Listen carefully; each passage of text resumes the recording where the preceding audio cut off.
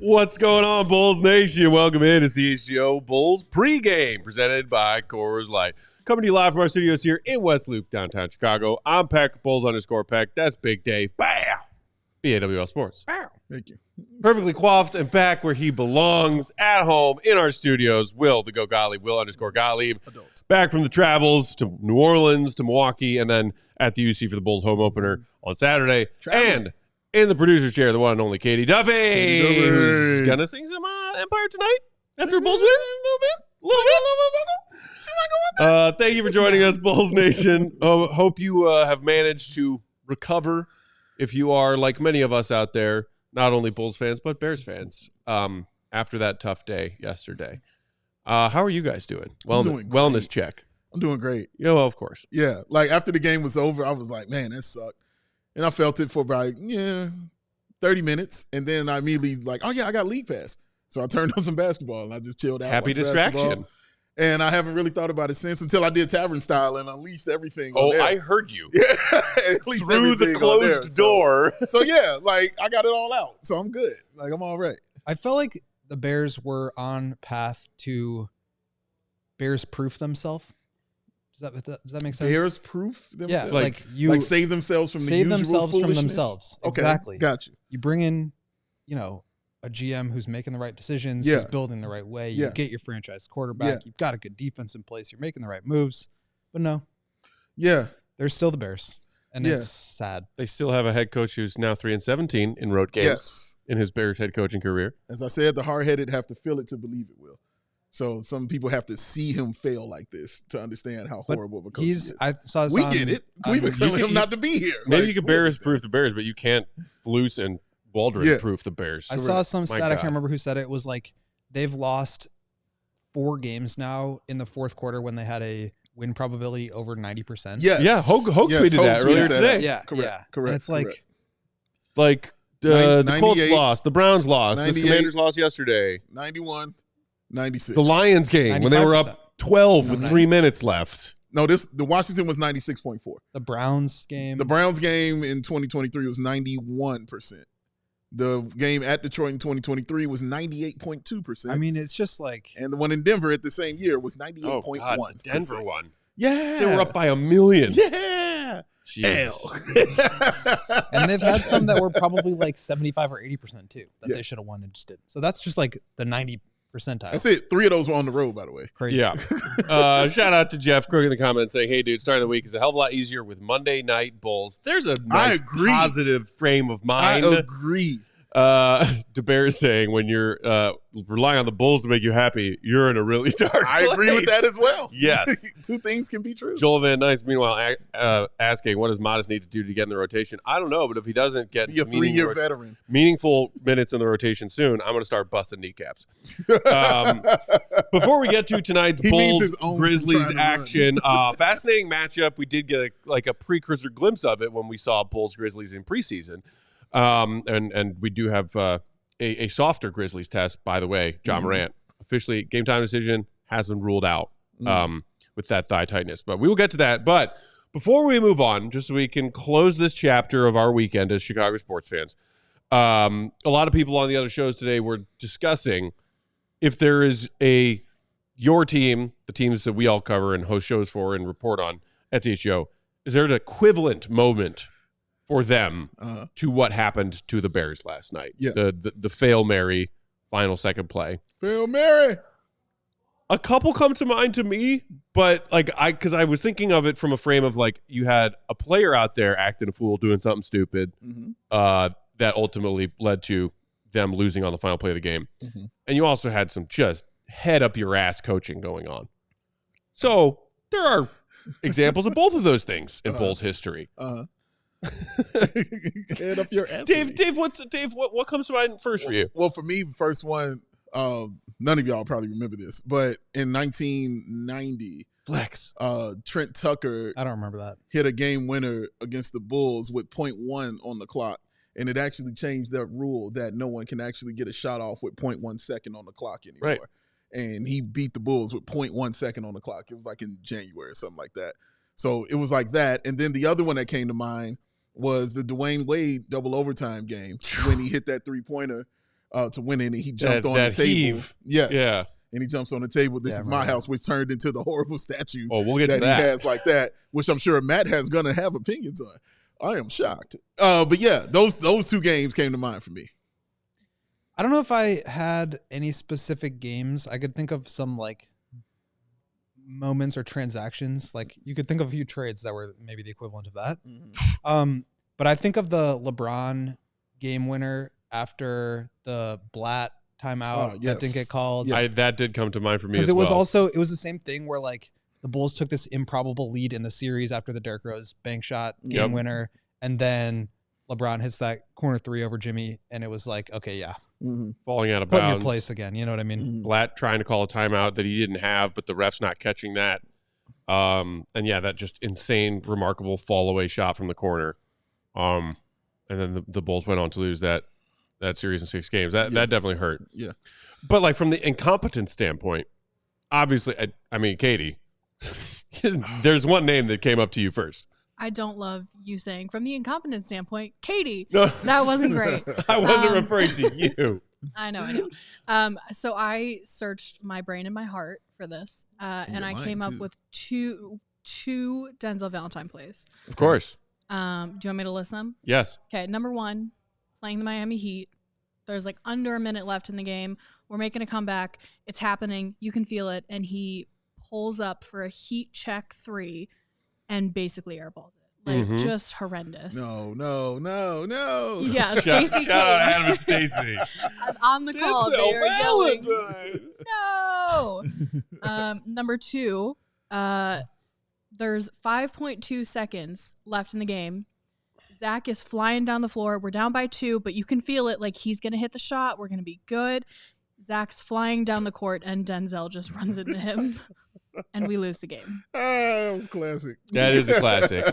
I mean, literally, anytime Denzel Valentine tried to talk trash on an NBA court, which was all the time. All the time. I was like, oh, is this going to come back and bite you in the ass because you're not good, and your team's not good, and you're going to lose this game? You're talking. Remember the time he got teed up for the second time and then ejected from that game?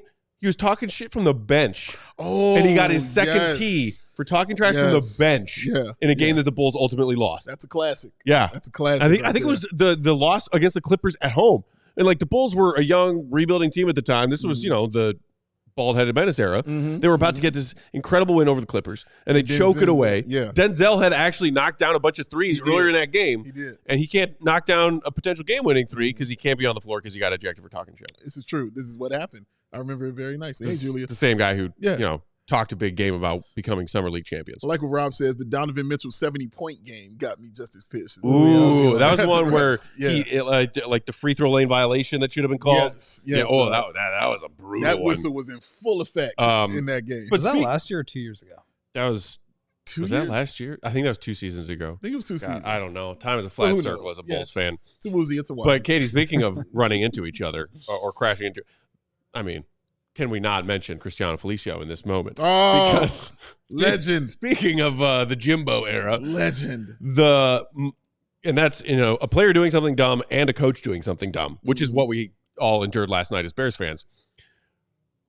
Jimmy doesn't even realize in the sequence of the final 30 seconds of a game, of one possession game, that he has 4 players on the court for this inbounds pass. Oh, I remember. Instead of 5. I remember.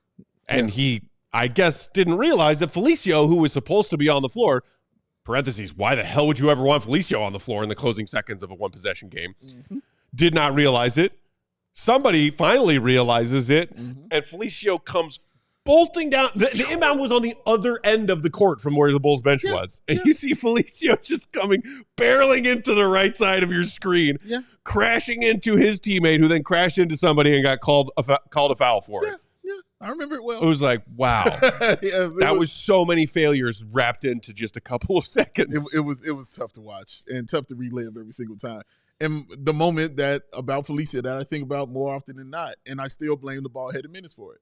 Because your coach is supposed to know these things. So, yeah, Felicio's doing what Felicio does. But. I think of the stolen rebound to complete the Dwyane Wade triple-double. That was classic. And you're also reminding me of the 7-game win streak in 2017 led by Nikola Mirotic, which cost them Luka Doncic in the draft. That was fun. Nico Mirotic and Sean Kill draft pick.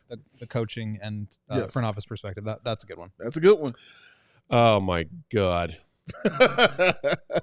Feel better now? The one, and like, look, a lot of Bears fans were screaming, holding on that final play. Because it was. And I hate that there's this like, well, it's an unwritten rule. I hate unwritten rules in sports. It's the dumbest thing ever. Well, yeah, they never call holding on a Hail Mary play. Why? Yeah.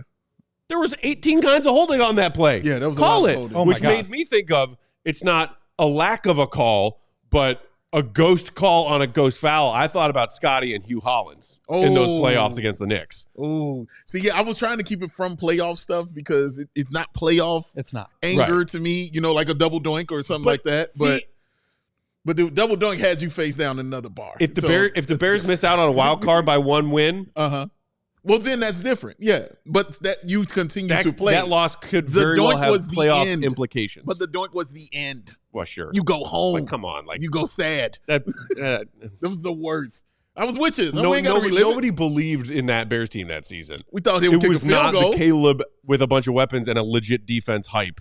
No, they were good enough to hit a field goal. We backed our asses into that wild card game against Philly. They still good enough to kick a field goal and hit it. Well, no. But they proved that they weren't. Because Jesus said to Cody Parkey, hey, you're not making this kick, you're going to miss it.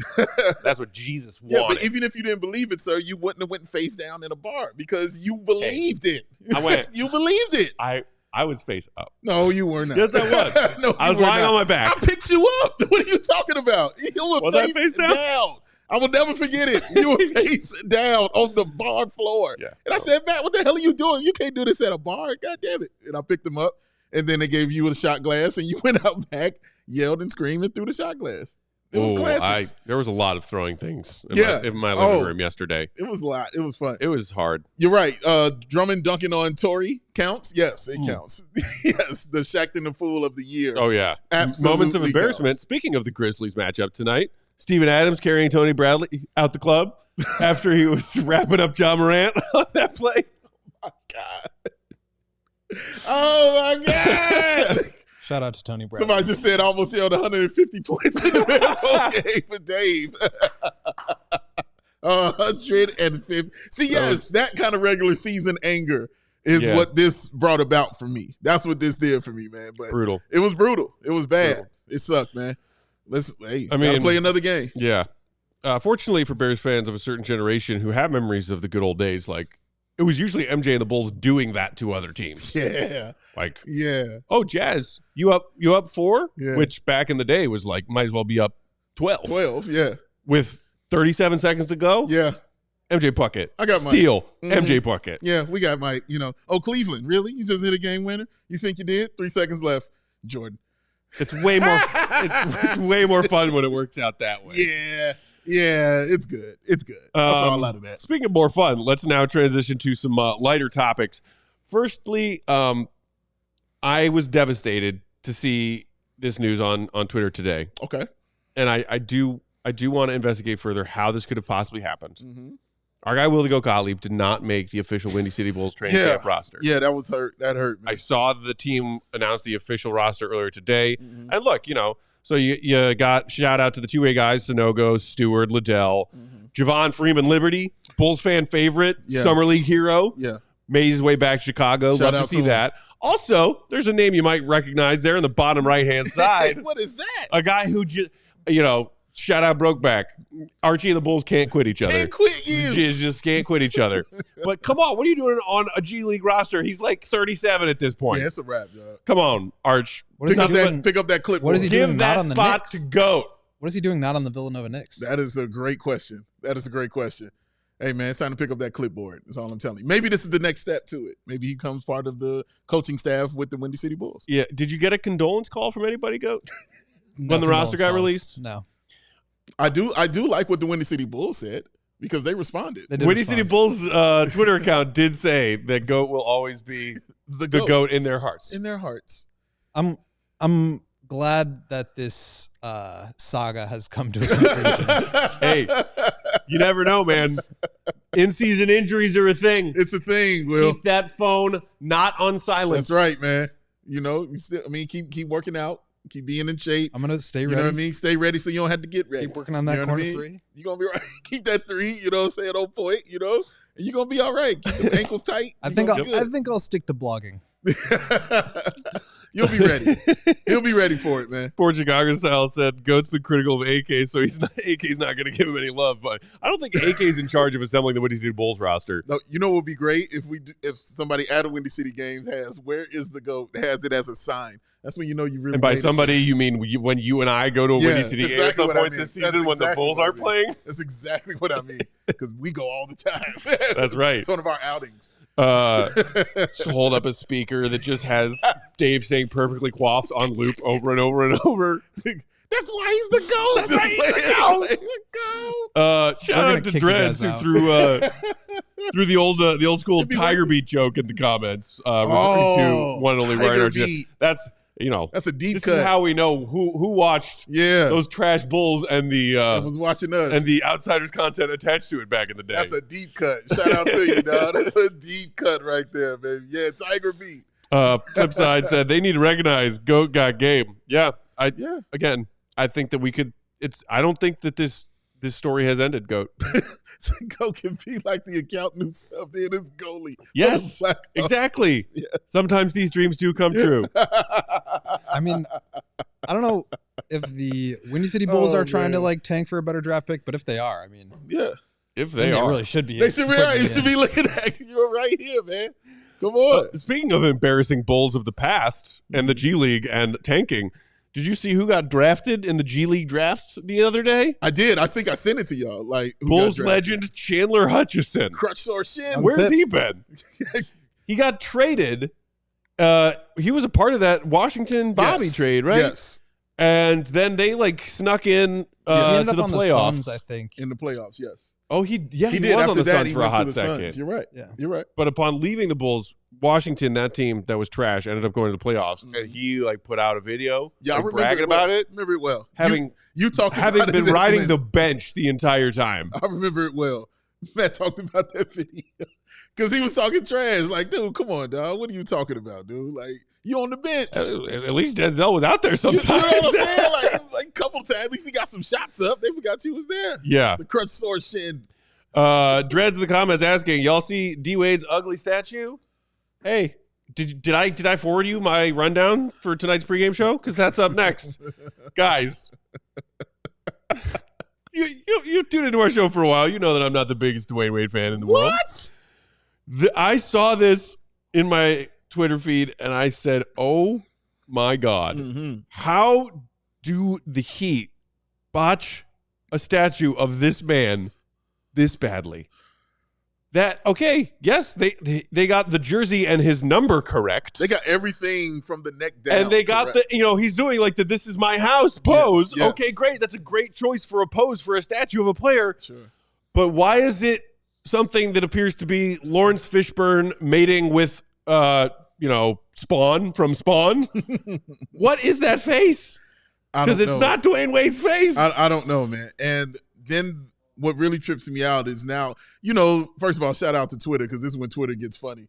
It's the memes that came up about it. Oh my God, are absolutely hilarious. It's just the really one who great. put it on the iconic photo of him and LeBron having not finished the hoop behind him. They used it as the wedding picture for him and Gabby. That was excellent as well. But I just saw that this got his stamp of approval. So when they were making this up, there's video of Dwyane Wade there looking at it saying, hey, and expecting it and checking it out. It was on like, his Instagram stories. Correct. You could tell from the little Instagram bars at the top of those photos. It was him at some point earlier in the process. Yeah, early in the process. Checking out the assembly. And it was the face. It wasn't finished with whatever, bronzing or whatever they finished it with, but it was that face. Yeah. And he said, okay. He's like, all right. But I guess he didn't see it after the finish with the bronzing and things. And just didn't look right, man. They usually get these statues incorrect. It's not even that it doesn't look right. It's like, how could that look so wrong? Yeah. It's not close. Yeah. Yeah. Who was another one that had a terrible statue? Julia in the comments just mentioned, at least D Wade's is big. AI's micro statue, on the other hand, that was another recent unveiling. Yeah, the Sixers and Allen Iverson statue, and it's like, why is he like, tiny? Yeah, well, that was because they had statues for all their ex-players. Right, it was like a row of those tiny statues. But even still, his frame didn't look right, and he just looked minuscule. But Ronaldo. That one. That was horrific. Katie, can you possibly pull up just like a Google image search of that Ronaldo statue? Yeah, because oh my God, that one was the one that sports fans just had a field day. Honestly, on Twitter. though, like that one, you could at least see the outline. If you squint, you could see Cristiano Ronaldo in that one. This just doesn't look anything like him. It's crazy. It's not good. I like Scotty Pippen getting messy and getting in it because he put out a picture of him posing with his statue as well. So, yeah, man. Which I still have an issue still don't like that with the Scotty statue. Yeah. Like, what is that pose? Yeah, I don't like it. Just hands on the hips. Hands on the hips. That one's not great, but at least it looks Scotty. Like yeah, at least it's Scotty. Or the Dirk one is awesome as well. The Dirk one's great. Great. The Shaq dunking one is awesome. That's great, but I think we can Magic agree Johnson. The best one is Michael Jordan. It's not even close. It's not close. It's not even close that it's Mike's, though. Like every detail of it where he's burying two players into the ground because he's dunking on them. Yeah, it's perfect. It's perfect. And the way that it's only like sort of partly human bodies and it's partly like muddled and weird and it looks like he's shoving bodies down like to the river Styx. Correct. How dare you? You're right. I banished thee. The Kobe one was weird. I agree. We let it go because it's Kobe. Yeah, exactly. The Sean Taylor one, yeah. Devontae hits his statue. Yo, he do kind of look like him. You're right. He does. But the bottom line of it is it's just not good. It's not a good look. You could tell he didn't like it just looking at him and watching the eye contact with his son. Didn't he say, who's that guy? Yeah, because he said it in a nice way, like, huh? Who's that guy, huh? Who would have thought? He was saying it like, who would have thought this guy would be here? No, he was saying this is trash. and I don't want this up here. Will they do anything to it, though, is my question. Like, what can you do? But also I saw whoever the sculptor was, maybe NBA Central just had this like this afternoon. They interviewed him at the unveiling, and he said, I don't think anyone could have done a better job than I did, and I don't think I could have done a better job than the job I did. Well, good. You better stand on it, and I appreciate him standing on it, because he can't say, well, maybe I could have done something. No.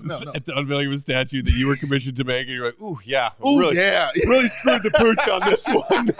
He didn't Nick Bosa it. There it is. That one right there. The Ronaldo statue. That just looks like you can squint and see him. It's terrible, but you can squint. But it's also like, why does he kind of look like Chucky? Yeah, why does it look like he's melting? Yeah. You know what I mean? Speaking of Chucky, have you guys seen those John Gruden videos? Videos for YouTube? Oh my those are the best. Goodness, those are strange. What's Gruden doing on YouTube? Just Gruden. You gotta go find out. He's Grudening. He's breaking down football stuff. He's reciting. Tell you what, man. Tell you what. This guy. Look at him right here. This guy loves and breathes football, man. I'm telling you, man. He's nicey. Yeah, he's doing good stuff. But yes, this is a bad statue. Again, it looks great from the neck down. It looks great. It's perfect from the neck down. Yikes. But that's not even the pose I probably would have went with for him. I was thinking more of an action pose. When you're doing stuff like that, like actually getting the shot off or dunking or something like that, like Dirk's is perfect. You know what I mean? Dirk doing the fadeaway. That's what you're supposed to do. Shaq doing his dunk. That's you're supposed to. Magic Johnson. Isn't Kobe's doing the jersey? Kobe's is just like him pointing up. I think it was like his Mamba out moment. Yes. And the reason we let it go is because Kobe said that's what I want to go with. Correct. And so we're like, all right, fine. Kobe said that. Completely cool. Go ahead, Katie. I really like this question. If we made a statue of you guys in this studio, what would your statue be? Matt Matt throwing would be hats. hat Matt throwing a hat. Easy peasy. Mine would be like hunched over my computer. Yeah. And probably me laughing. Yeah. Or go do the, I hate to tell you. That pose right here.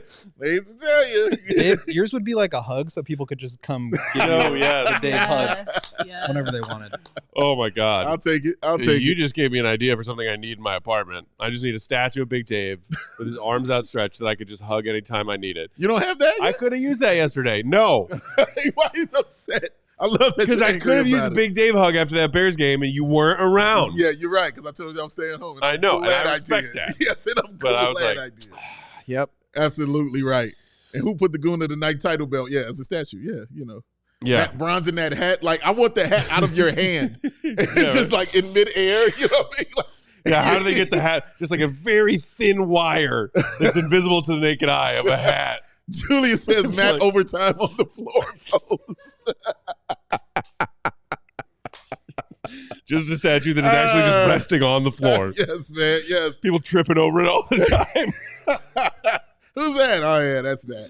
Big Dave with his fan. It's a portable air conditioning unit. Hey. Get it right. Get it right. Respect it. Respect number 2. All right, guys. So Should we talk about this Bulls game? yeah, Oh, sure. yeah. That's we happening, got ain't it? Oh, But yeah. we already played the Grizzlies in preseason. It's Yeah. fine. And actually, we played a Ja Morant-less Grizzlies team in preseason. He True. was sitting those out. And that will be the case again tonight. He was a game time decision. They decided to hold him out with that thigh soreness. Yes. And Grizzlies have a lengthy injury report. I believe Kennard is also out tonight. He's dealing with a foot strain issue. Save big money. Same with John Conchar, also a foot issue. Cam Spencer is out with an ankle sprain. Vince Williams Jr. has a stress fracture in his tibia. He is out. Gigi Jackson. Gigi Jackson still out. And the Bulls, meanwhile, clean injury report. We haven't heard anything about Alonzo Ball, so I assume no news is good news in that department. He's active, baby. So the Bulls starting lineup, same out of the gate for the first 3 games this season. You got Kobe and Giddey, then Zach, Patrick, and Vooch. And as far as these Grizzlies without Ja, you got Marcus Smart, you got Jaren Jackson Jr., who has been dealing with a nagging injury this season out of the gate, but he is playing, along with Zach Edey. How about that front court? My God. Desmond Bane, watch out, Bulls. Watch out. And Aldama. Santi Aldama rounding out their starting 5. He's had some really strong performances for them out of the gate this season. Yeah. Like, I like Memphis. Always have. And just how they play. Interested to see what Zach Edey is going to do in this game. I'm interested in that matchup with him and Vooch, and actually him and Jalen Smith too, because Edey is going to slow the game down. Like, that's just what he's going to do. So his matchup is better with a guy like Vooch. But I'm interested to see if he stays in with a guy like Jalen Smith, who is top of the key, set the screen, get to the bucket kind of guy, because this is a huge human being. I'm talking about Edey. He is not small. So blocking shots is definitely something that he can do. But they're still good enough to win this game. They are. I'm not even going to lie to you. They're still good enough to win this game. But the Bulls definitely are catching a break. Not having a guy like Ja Morant out there on the floor doesn't hurt if you're the Bulls looking for a win.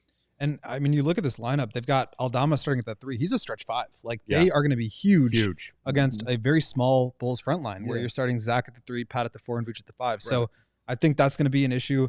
When the Bulls are giving up offensive rebounds, they are not getting out in transition. And that means you're going up easy points and you're walking it up. I think the Bulls have done, to their credit, a really good job of getting the ball up ahead, getting up the floor quickly, even after makes. But yeah, I think it's going to be tough sledding if you are letting them crash the glass, letting them slow the game down. That's really where I think this team is going to get really caught in the mud. And that's where you saw them really struggle against the Pelicans and against the Thunder when those teams were kind of hurrying them up, not letting them get into anything quickly. And now you've got to get into your secondary offense versus that great offensive game against the Bucks where they were just killing them, getting up the floor, just absolutely taking care of them. And so that I think that's really going to be, it's less about like makes and misses, turnovers and stuff like that, and more about like, can they sustain that level of pace and can they overwhelm teams with that? Can they impose that pace on other teams? And you've got Marcus Smart, who's obviously a great defender. Jaren Jackson has won Defensive Player of the Year. That's going to be a tough defensive front line to go against when you're struggling to get penetration, when you're taking it out under the basket. I think this could be a tough game even without Ja Morant. Indeed. And, we've been talking through these first few games about the Bulls and their ability conditioning-wise to play at this new, faster pace. And, they succeeded in doing so against Milwaukee, and I think they did not succeed in games 1 and 3 against New Orleans and then at OKC. Yeah. And this Grizzlies team, meanwhile, despite, missing a handful of guys because of injuries, Taylor Jenkins has been going really deep with his bench. And that's why I'm interested to see how he uses his bench versus how Billy uses his tonight. Both of these teams have gotten a night of rest. Both teams play on Saturday. But, you were talking about what Edey will look like. He started for them for their first 3 games. He's played 15 or fewer minutes in 2 of those 3 games. Nobody, save Aldama in their game against the Jazz, nobody in any of these first 3 games for the Jazz has played for the Grizzlies has played over 30 minutes.